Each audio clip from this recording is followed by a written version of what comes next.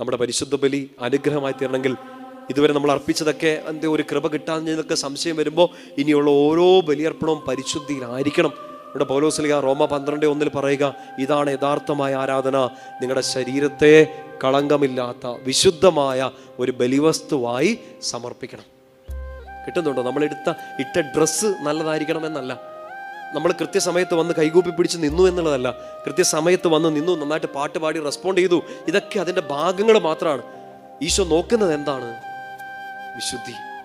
വിശുദ്ധി. നിങ്ങളുടെ ശരീരം എന്ന് പറയുമ്പോൾ മനസ്സ്, ആത്മാവ് എല്ലാം കൂടെ, നിങ്ങളുടെ ടോട്ടാലിറ്റി നമ്മൾ പൂർണ്ണമായിട്ടും വിശുദ്ധിയിലായിരിക്കണം.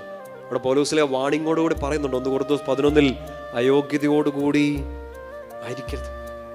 വളരെ സീരിയസ് ആയിട്ട് എടുക്കണം. നമ്മൾ ചിലപ്പോൾ വളരെ ലാഘവ ബുദ്ധിയോടെ ചിലപ്പോൾ ആൾക്കാരെ കാണിക്കാൻ അവരെന്നാ വിചാരിക്കും, കുർബാനയ്ക്ക് പോയില്ലെങ്കിൽ എന്നൊക്കെ വിചാരിച്ച് വന്ന് ബലിയർപ്പിക്കും, ചിലപ്പോൾ അശുദ്ധിയോടെ ബലിയർപ്പിക്കും.